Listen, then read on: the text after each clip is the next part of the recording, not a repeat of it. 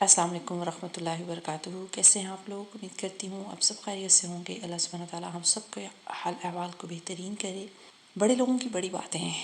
آج ہم کچھ پوائنٹس، کچھ باتیں حاتم طائی کے حوالے سے دیکھیں گے۔ حاتم طائی کا نام تو بہت سن رکھا ہے۔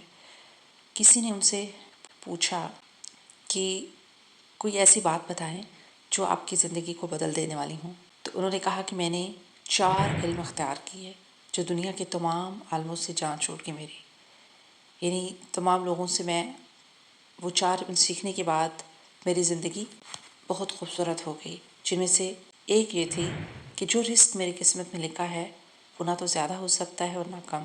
اس چیز نے ان کو مطمئن کر دیا، کیونکہ انسان بھاگ دوڑ یا انسان کے اندر وسوسے یا بہت ساری ایسی چیزیں جو انسان کو ڈاؤن کرتی ہیں، وہ بسا اوقات اس کو اس چیز کی تلاش میں ڈاؤن کر دیتی ہیں کہ میری رزق میں کمی ہے، یا میں رزق کو بڑھاؤں، یا میں رزق کی کس طرح سے اپنی زندگی کے اندر زیادتی کروں۔ دوسرا یہ کہ اللہ کا جو حق مجھ پر ہے وہ میرے سوا کوئی دوسرا ادا نہیں کر سکتا، اس لیے میں اس میں مشغول ہو گیا۔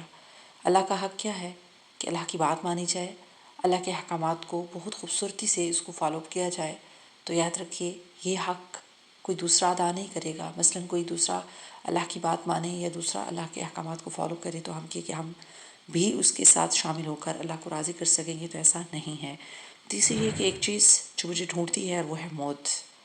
کل نفس ذائقۃ الموت، ہر ایک کو موت کو مزہ چکھنا ہے، ہم اس سے بھاگ نہیں سکتے۔ لہٰذا اس سے بھاگنے کی بجائے، اس سے ڈرنے کی بجائے اس کے ساتھ سمجھوتا کر لیا، یعنی اس چیز کو ایکسیپٹ کر لیا کہ ایک نہ ایک دن اللہ کے پاس جانا ہے، اور اس ایکسیپٹیشن کے بعد اللہ کی رضا میں راضی رہنے والا بن گئے، اور اس ایکسیپٹیشن میں اللہ کی ماننے والے بن جائیں۔ چوتھا یہ کہ میرا اللہ مجھ سے باخبر ہے، میں نے اس سے شرم رکھی اور برے کاموں سے ہاتھ روک لیا۔ اللہ تعالیٰ فرماتے ہیں نا قرآن مجید میں حکیم بھی ہوں، میں خبیر بھی ہوں، میں علیم بھی ہوں، میں غافل نہیں ہوں جو کچھ تم عمل کرتے ہو۔ تو اللہ ہمارے تمام عملوں سے باخبر ہے، اس لیے انسان کا یہ کہ میں کون سا کوئی مجھے دیکھ رہا ہے، کیونکہ بہت دفعہ ہم اپنے غلط کام یا غلط سوچیں اس لیے آگے لے جاتے ہیں یا اس لیے کرنے میں شیر ہوتے ہیں کہ کون سا کوئی ہمیں دیکھ رہا ہے۔ لیکن یاد رکھیے ایک ذات ہے جو ہر وقت آپ کو دیکھ رہی ہے، ایک ذات ہے جو ہر وقت ہمارا محاسبہ کر رہی ہے، اور اس ذات کے محاسبہ، اس ذات کی اپروچ باقی ساری اپروچ سے زیادہ ہے۔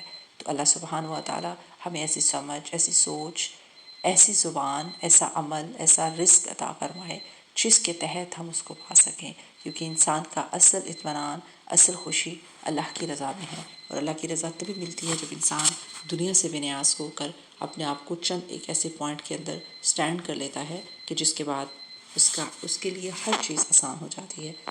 السلام علیکم ورحمۃ اللہ وبرکاتہ۔